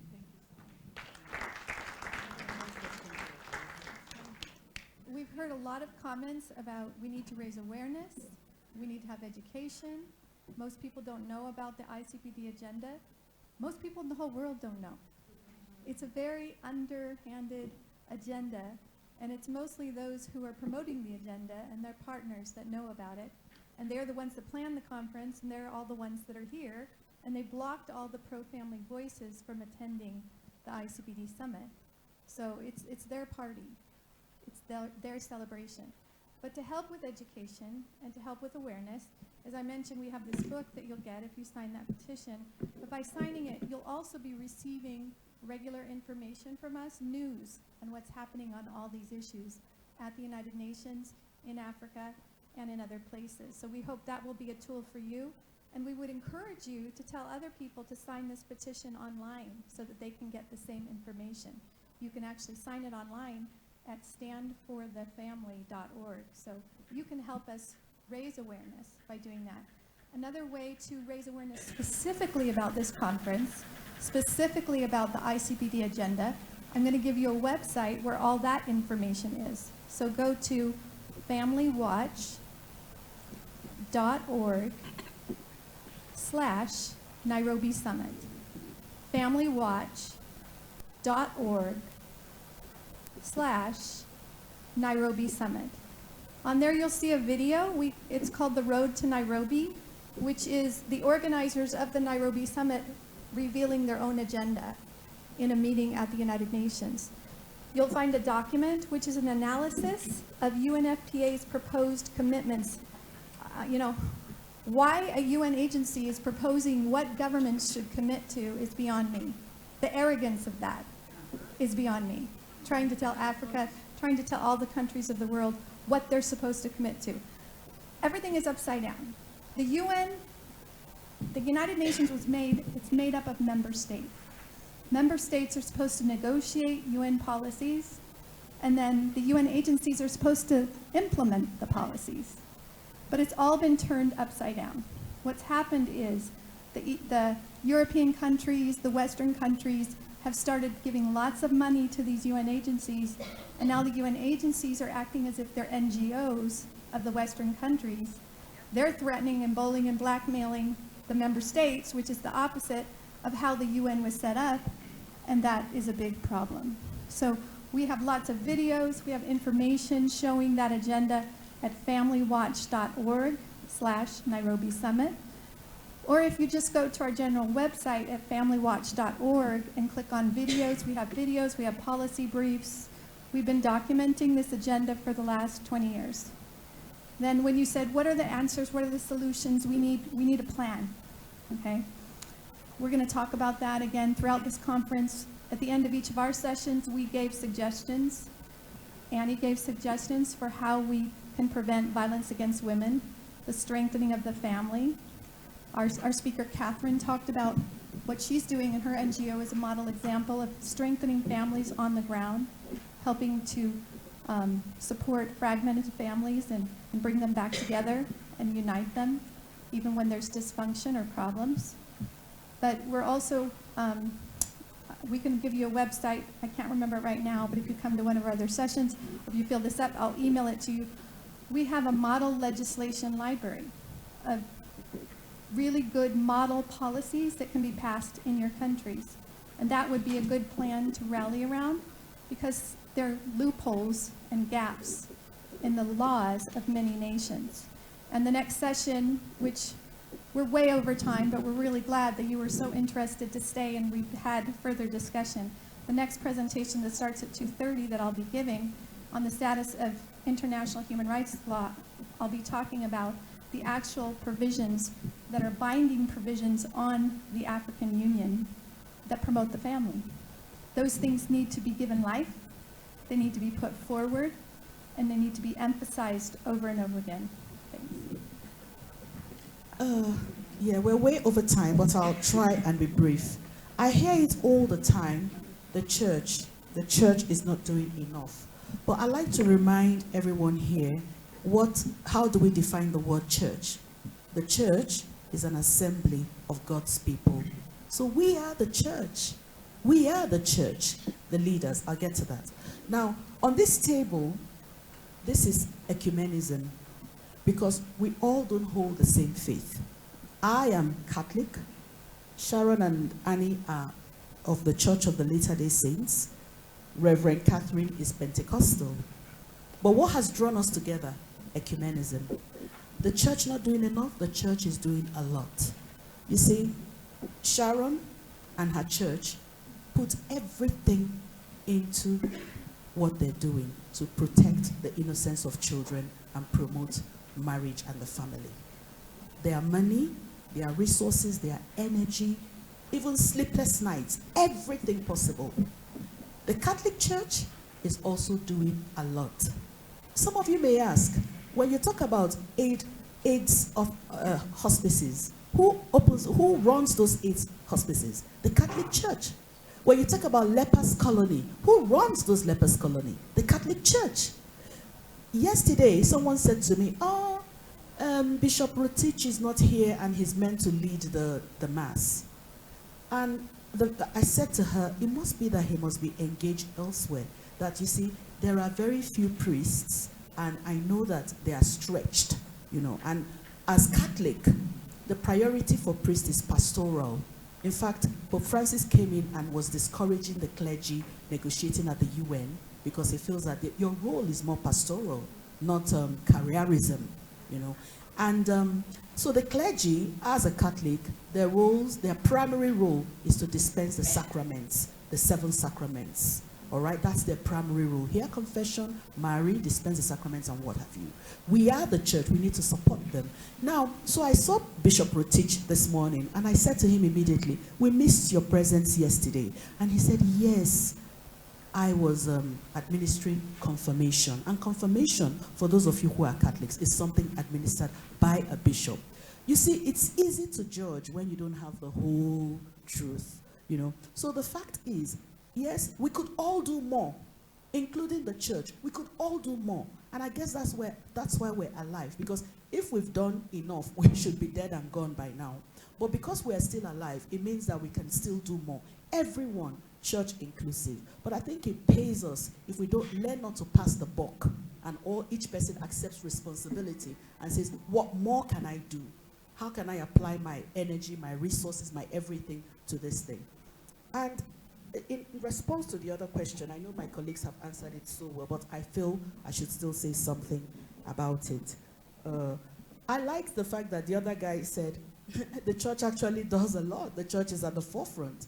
And then he also mentioned that from his experience, he's seen corruption, compromise our leaders. Now, when we say our leaders, we don't mean all our leaders, because I think the worst thing anyone can do would be to make sweeping generalizations, all right? Some of our leaders are compromised, and that's why we are where we are today, because we have enough resources to actually have a voice, but it's not happening because some of our leaders are compromised.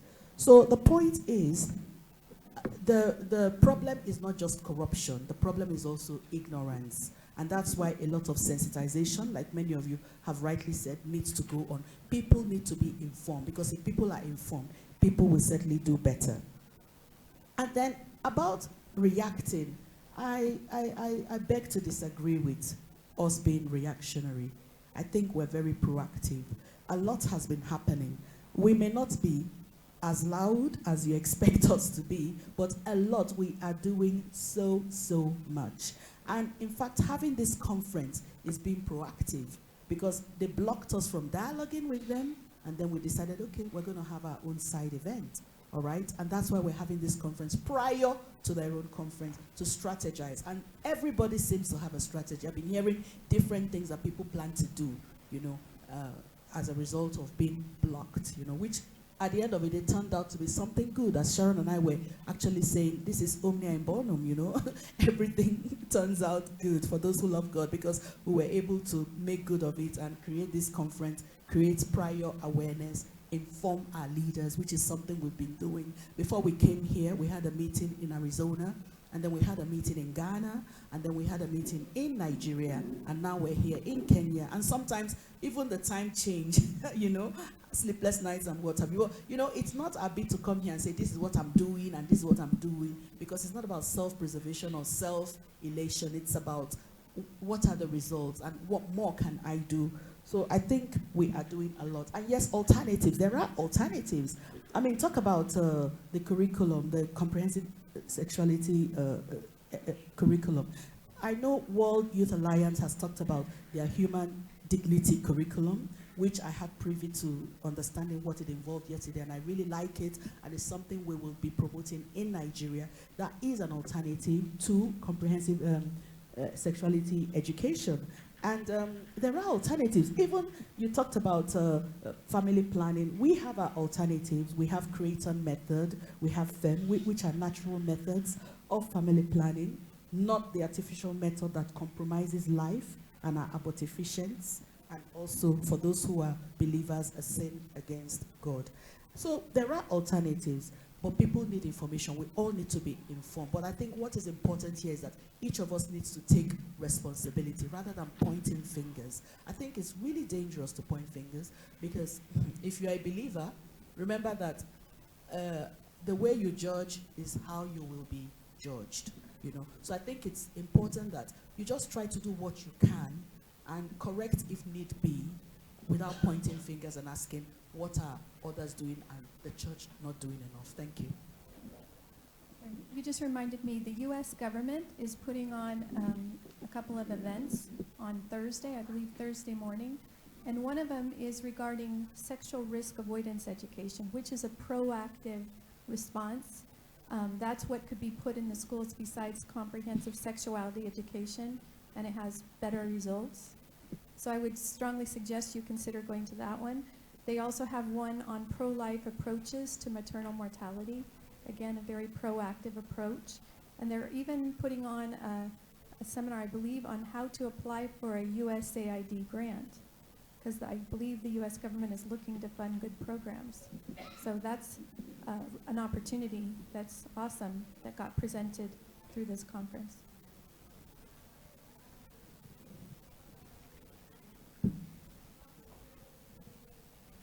We have run out of time, but I want to make one suggestion.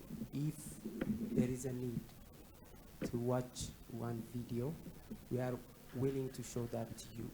The road to Nairobi. It's just a 4 or 5 minute long video, very powerful. I encourage all of us to watch it. And if you want to see that, please show me that you are interested by raising your hands. Yes, fine. So the majority is willing to watch that.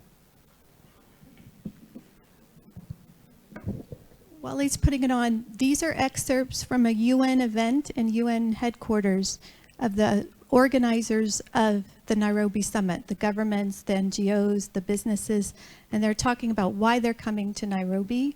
And when they talk about the pushback and policies being rolled back, a lot of them are references to the Trump administration that changed to pro-life and instituted a policy that says that no foreign aid from the United States will go to abortion or organizations that promote or perform abortions. And I think a lot of what's happening at this conference is a response to that. People who are pro-abortion are angry. They're a big part of this Nairobi summit.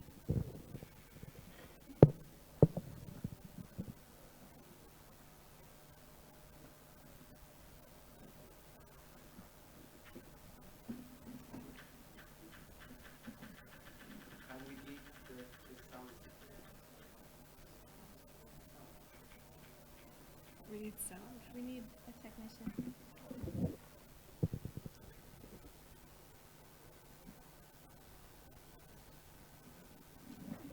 Are you a technician with the building? Are you? We can try. We can try.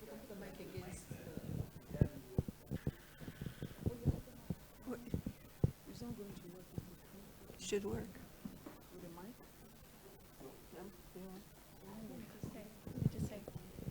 If we can't get the sound, we'll figure out how to get it by 4 o'clock today, where we will be showing that as part of my presentation on showing the evidence of the hidden agenda of the Nairobi Summit. So we'll figure out how to get it by then. So that might be another motivation for you to come back so that you might be able to see it. So I thank all of you for being patient with us, for bearing with us and staying for so long. And thank you also for the interest shown to participate in such a very good deliberation. And see you at 2:30 this afternoon, at least Yes. an hour's time, this same place. We'll have a lot to offer you. Thank you. God bless. And if you sign the petition, our volunteers will have these buttons that say, "I stand for the family," that you may take with you. We hope you wear it throughout this week to show what you stand for. So where will the buttons be? Oh, they're bringing them to the door. So just hand your petition or tell them that you've signed the petition and you get a button because you've stood for the family. Thank you so much for your time and your patience. All of your comments have been very, very wonderful.